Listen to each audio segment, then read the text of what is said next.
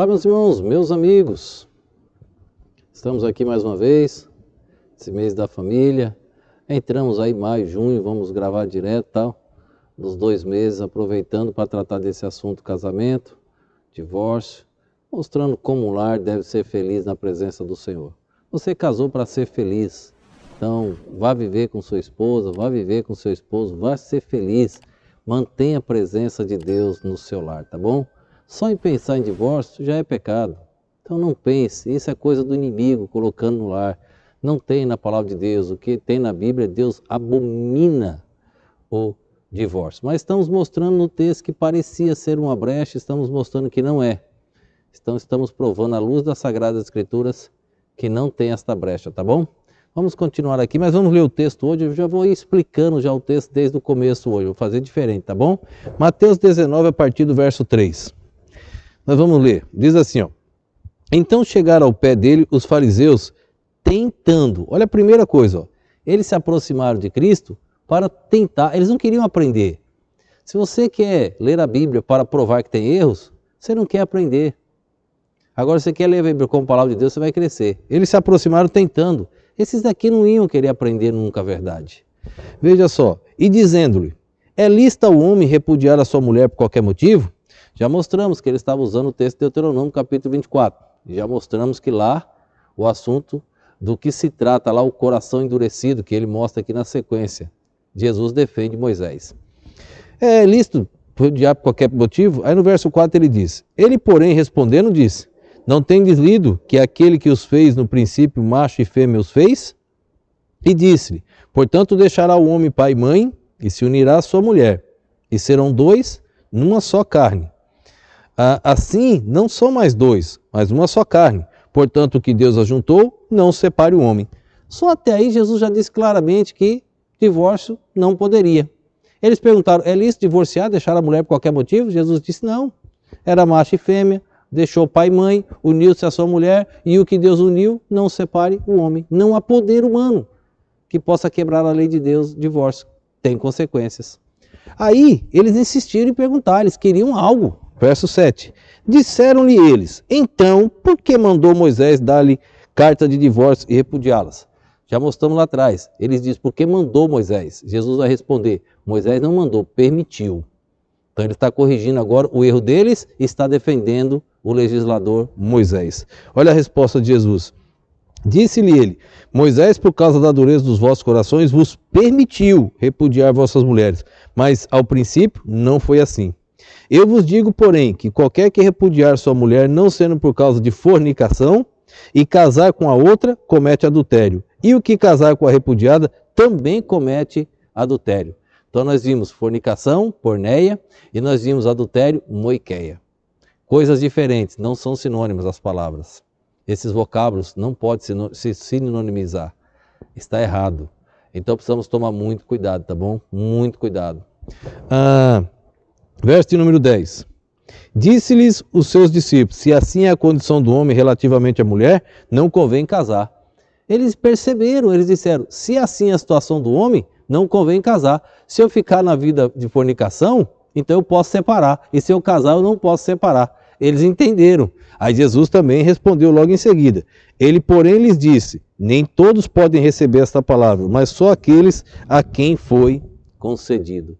Então nós estamos vendo a questão desse texto com mais detalhes. Aí você vai clareando e vendo que não há uma brecha. Jesus não deu uma brecha. Vamos ver nossos slides de hoje? Diz assim, ó.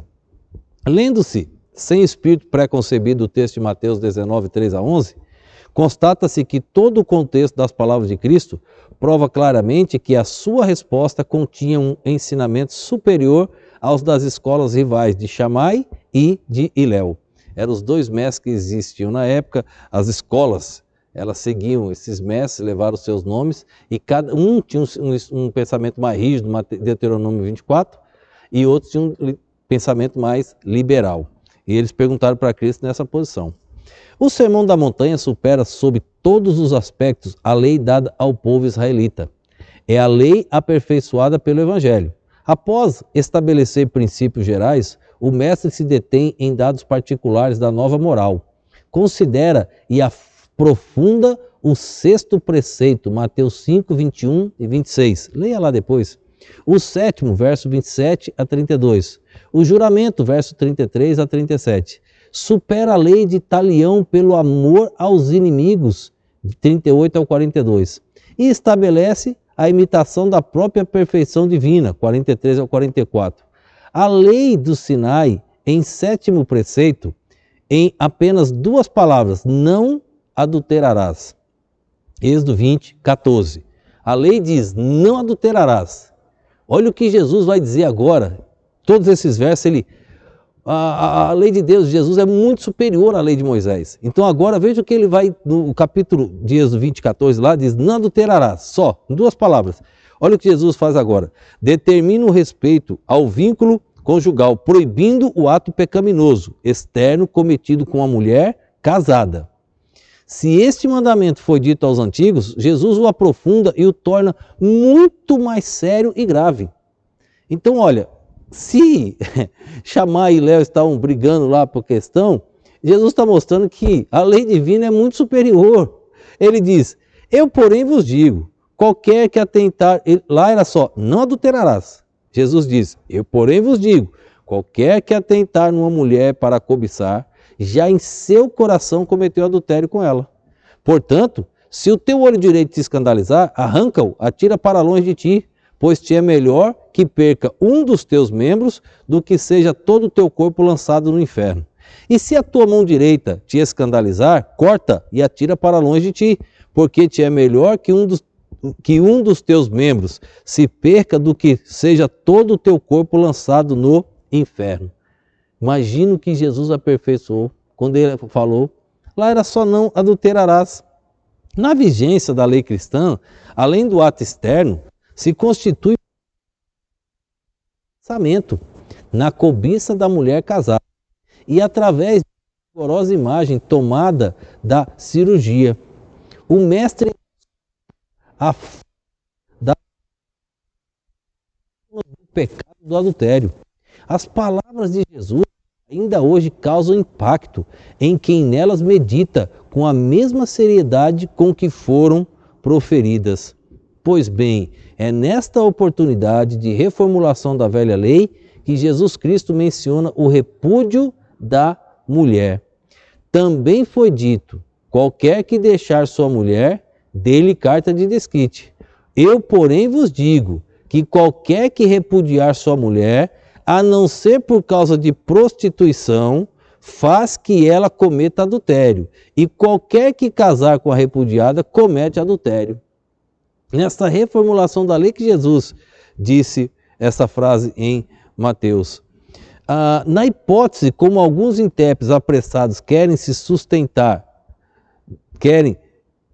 sustentar Jesus à exceção do adultério, sua reformulação mais grave do sétimo preceito, qual seja o da proibição de se adulterar, a exceção conservaria a prática da velha lei, sustentaria a tolerância mosaica proveniente da dureza do coração dos hebreus, que afetou o plano ideal original.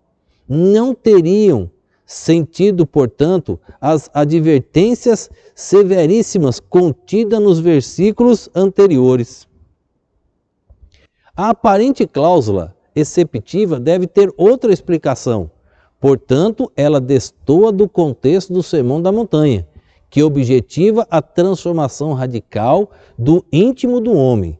Diante da proclamação total de Jesus, é absolutamente impossível uma possibilidade para o rompimento da Santa Aliança conjugal. Como suportaria o Mestre uma exceção? Ele que veio reformular por inteiro a antiga lei, dando-lhe profundidade e interioridade, ele que veio sublimá-la, elevá-la, como Jesus daria uma abertura só por adultério? Não. Então tem algo que precisa ser estudado. Não é uma exceção, não é uma brecha. É só você se aprofundar na Bíblia. O significado não era adultério. O que Deus uniu, jamais o homem pode separar. Jamais. Nunca. Deus ele não vai mudar porque ele não é homem. Ele nunca erra. Ele é perfeito. Ele já deixou tudo perfeito para nós. Ele deixou uma esposa para você. Ele deixou um esposo para você, jovem. Aquele que Deus separou. Não 2, 3, 4, 5. Uma. Cuidado com a bigamia. Fica na monogamia. Tome muito cuidado. Deus não erra. Vamos orar. Pai, obrigado, Deus, por este dia, obrigado por esse momento, obrigado pelas pessoas que assistem essa mensagem. Que o Teu Espírito, ó Deus, fale ao coração de cada uma, ajudando a crescer no conhecimento e na graça do Senhor. Obrigado, ó Deus, pelas bênçãos dos Teus ensinos, obrigado pelo conhecimento e me usa, ó Deus, cada dia para ajudar mais pessoas no conhecimento da Tua Palavra. Eu te peço no nome e no poder do nosso Senhor e Salvador Jesus Cristo. Amém.